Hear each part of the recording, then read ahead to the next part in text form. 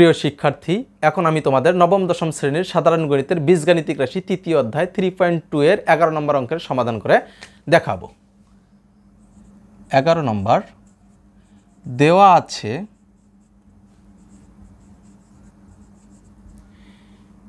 x minus 1 divided x equal p, এটাই মান দেওয়া আছে।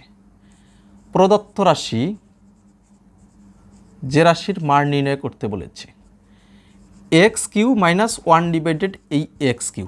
একটা লাইন তোমাদের জন্য সুবিধার জন্য বৃদ্ধি করি, এটার উপরে বন্ধনী দিয়ে পাওয়ার 3 দিব, মাইনাস 1 ডিভাইডেড এই এক্স, এটা বন্ধনী দিয়ে এটাকে পাওয়ার উপরে দিলাম।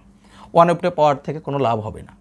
এখন দেখো, এটাকে এ ধরবো, এটাকে বি ধরবো। A cube minus B cube এর সূত্র আমরা সবাই জানি, x minus 1 divided x, A minus B all cube plus 3 A বলতে এক্স, বি বলতে 1 divided x into x minus 1 divided এই এক্স।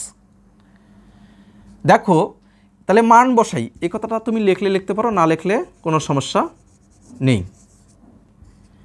এখন এক্স মাইনাস 1 ডিভাইডেড এক্সের মান কি?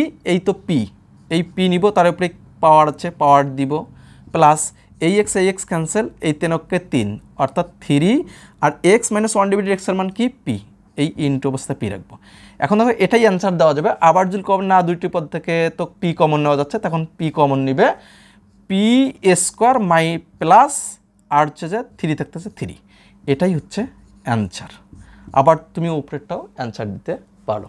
প্রিয় শিক্ষার্থী, আশা করি অঙ্কটি বুঝতে পেরেছ। ভালো থাকো, সুস্থ থাকো, আল্লাহ হাফিজ।